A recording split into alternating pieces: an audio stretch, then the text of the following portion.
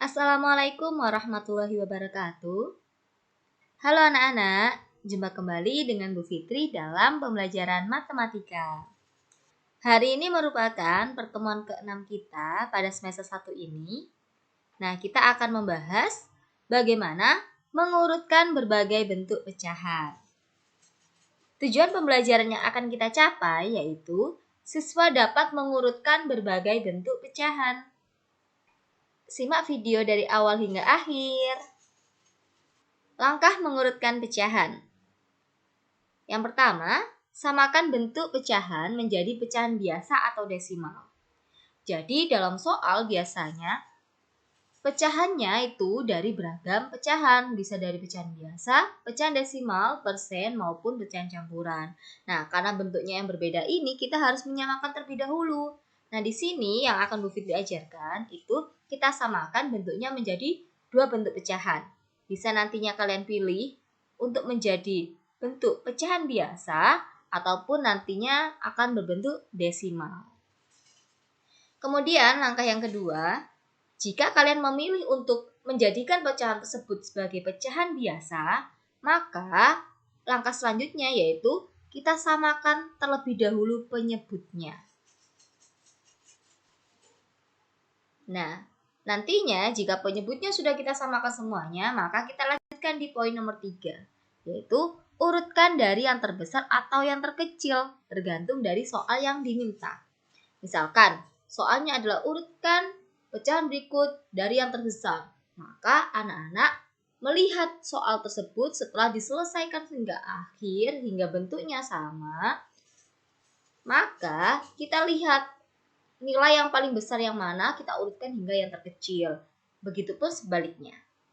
Nah, coba anak-anak perhatikan contoh soal berikut untuk lebih memahami bagaimana cara mengurutkan pecahan. Di sini ada soal, urutkan pecahan dari yang terbesar. Bisa kita lihat di sini, pecahan yang disebutkan di soal di sini beragam, mulai dari pecahan biasa, persen, desimal, maupun pecahan campuran. Nah, langkah yang pertama berdasarkan langkah tadi, yaitu samakan bentuk pecahannya.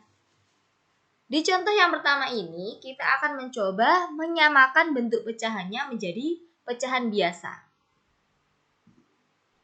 Bentuk 3/5 itu sudah pecahan biasa, maka bisa kita langsung tuliskan. Di sini 83%.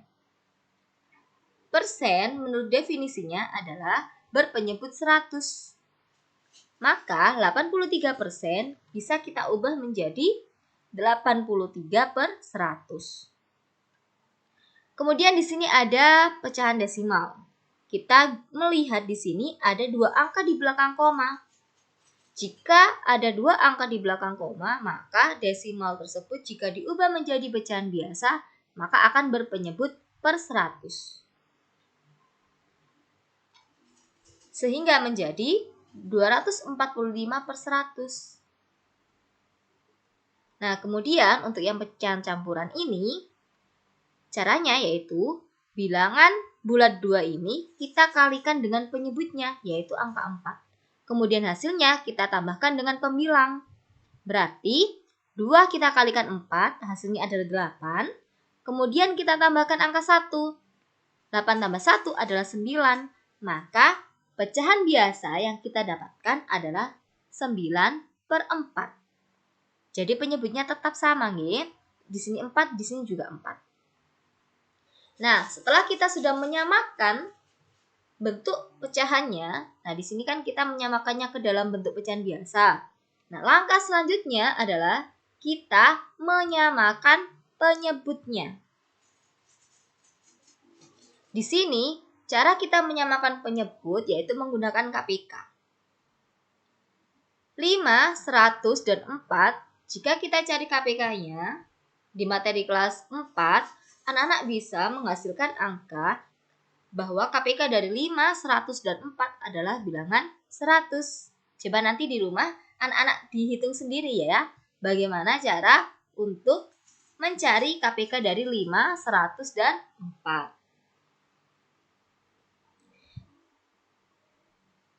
Di sini tadi kita nyatakan bahwa KPK-nya adalah 100. Untuk mencari pembilangnya, yaitu penyebut dibagi penyebut dikalikan pembilang. Jadi, kita secara satu-satu nih. 100 dibagi penyebutnya 5, hasilnya adalah 20. Kita kalikan 3, hasilnya adalah 60. Bisa kita tuliskan 60 per 100. Coba kita ulangi. 100 kita bagi 5, atau penyebut kita bagi penyebut, kemudian hasilnya kita kalikan pembilang. Jadi 100 kita bagi 5, hasilnya 20, kemudian kita kalikan 3, hasilnya 60. Jadi bentuk pecahannya adalah 60 per 100. 100 dibagi 100, hasilnya 1, kita kalikan 83, hasilnya adalah 83. Maka pecahannya menjadi 83 per 100. Di sini juga sama. 100 dibagi 100, hasilnya adalah 1. Kita kalikan pembilangnya, 245. Hasilnya adalah 245 per 100. Nah, di sini angka 4. 100 kita bagi 4, hasilnya adalah 25. Kemudian 25 kita kalikan 9, hasilnya adalah 225 per 100. Nah, pada rangkaian terakhir, jika penyebutnya sudah sama semuanya, maka kita tentukan berdasarkan soal. Kita urutkan dari yang terbesar maupun dari yang terkecil, tergantung dari soalnya. Karena di sini, urutkan pecahan dari yang terbesar, maka kita harus melihat pembilangnya ini. Mana di antara bilangan-bilangan ini yang memiliki nilai yang paling besar? Ternyata kita tahu ini, 245 per 100. Itu sama dengan 2,45. Kemudian, 225 per 100. Itu sama aja dengan 21 per 4. Kemudian, 83 per 100. Sama dengan 83%. Dan yang terakhir, 60 per 100, yaitu 3 per 5. Ingat anak-anak yang diurutkan itu yang atasnya ini. Yang dari soal awal, bukan yang terakhir ini. Jadi, harus kita tahu, misalkan 245 per 100 ini yang paling besar. Nah, ini loh tadi sama dengan siapa? Oh, ternyata 2,45. Jadi gitu. Nah, bisa kita tuliskan seperti ini.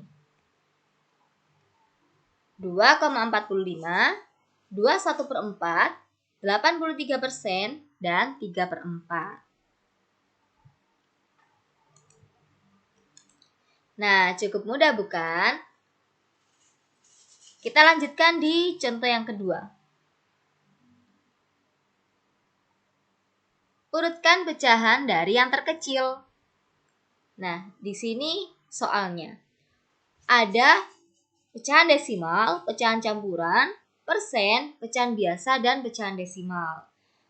Untuk yang di contoh yang kedua ini, kita mencoba untuk mengurutkannya, kita ubah bentuknya menjadi pecahan desimal. Kita menyamakan bentuknya menjadi pecahan desimal. Di sini kan 0,4, jadi nantinya bisa kita tulis tetap 0,4. 25%, berarti bisa kita tulis 0,25. Di sini 1,75 tetap ditulis 1,75. Nah, bagaimana kalau misalkan yang pecahan biasa ini diubah menjadi desimal? Nah, di sini Bu Fitri memberikan sedikit cara yang berbeda dari pertemuan sebelumnya. Nah, ini mungkin caranya agak cepat tergantung bagaimana pengerjaan operasi hitung anak-anak. Jadi, jika ada pecahan campuran seperti ini, 1 per 4. Jadi 1 di sini sudah bilangan bulat. Jadi nanti hasilnya 1, nah 1 per 4 ini berapa? Harus dihitung dulu. Jadi 1, hasilnya 1 per 4 ini. Kita coba hitung ya, 1 per 4 itu kalau dijadikan pecahan desimal itu berapa? Jadi kita menggunakan cara porogatif. Yang pembilang kita taruh di dalam dan yang penyebut kita taruh di luar. Seperti apa? Coba anak-anak pahami. Nah, jadi pembilangnya kita taruh di dalam sini dan penyebutnya kita taruh di luar. Dan kita kerjakan seperti cara porogatif biasanya. 1 dibagi dengan angka 4 itu kan tidak bisa, tidak memenuhi. Maka kita harus menambahkan 0 di belakang. Jika kita menambahkan 0 di belakang harus ada syaratnya. Nah, apa syaratnya? Kita harus di atasnya sini sudah tandanya adalah 0, jadi ketika kita menambahkan 01 di sini, maka di atas ini kita kasih dengan tanda 0, kemudian kita lanjutkan seperti biasanya. 4 kali berapa yang hasilnya kurang dari 10? Berarti kita dapatkan 4 kali 2. 2 kali 4 hasilnya ada 8. Kita tulis di sini. Nah, operasi yang kita gunakan adalah operasi pengurangan. 10 dikurangi 8 hasilnya adalah 2. 2 tidak dapat kita bagi dengan 4, maka 2 di sini harus pinjam angka 01.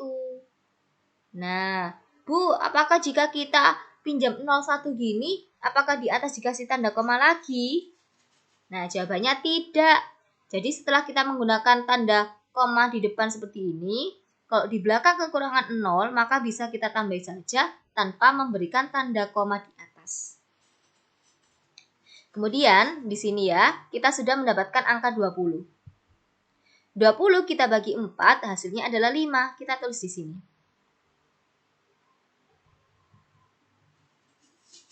Nah, 5 kali 4 hasilnya adalah 20. 20 dikurangi 20 hasilnya adalah 0.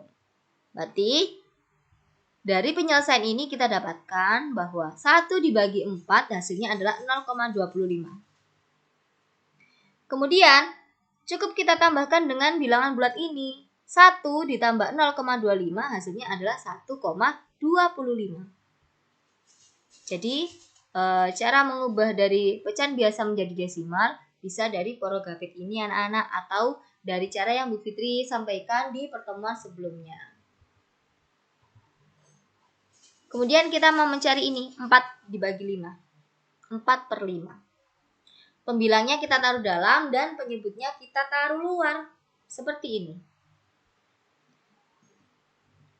4 tidak bisa kita bagi dengan 5. Maka 4 di sini harus meminjam angka 0.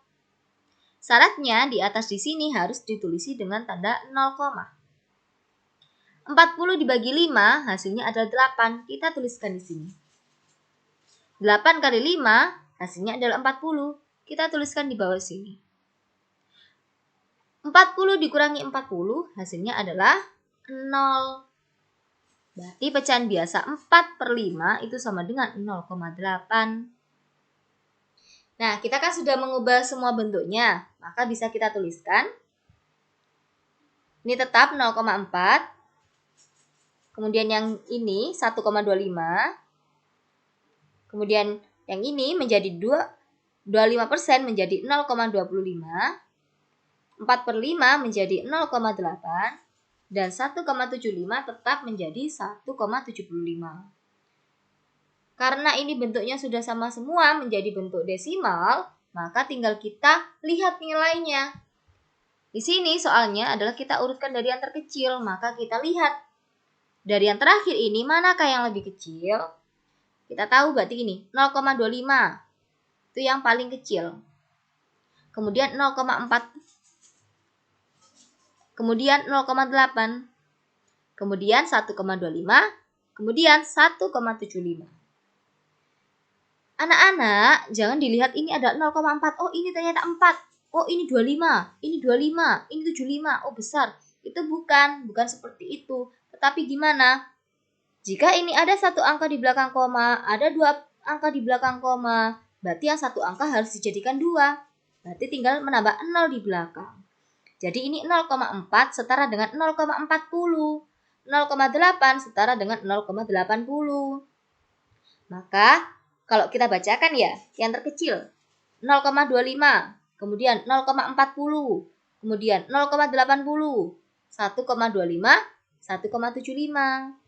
Jadi jangan dianggap ini 4 itu 4 satuan, bukan G. Berarti ini 40, ini 80. Biar sama, ada 2 angka di belakang koma. Kalau kita tuliskan, urutannya menjadi 25%, 0,4, 4/5, 1/4, dan 1,75. Nah, bagaimana penjelasannya? Apakah sudah bisa memahamkan anak-anak? Oke, kita tadi mengerjakan urutan pecahan, kita samakan bentuknya menjadi 2, menjadi pecahan biasa dan pecahan desimal. Jika pecahan biasa, seperti pada slide sebelumnya, kita harus menyamakan penyebutnya terlebih dahulu, baru kemudian kita urutkan dari yang terbesar atau yang terkecil. Tetapi jika langsung ke pecahan desimal, maka kita tinggal menentukan saja nilai desimalnya berapa, kemudian kita tentukan nilainya, mana yang terbesar, mana yang terkecil. Nah, itulah materi yang dapat Bu Fitri sampaikan pada pertemuan kita kali ini. Kurang lebihnya Bu Fitri mohon maaf. Wassalamualaikum warahmatullahi wabarakatuh.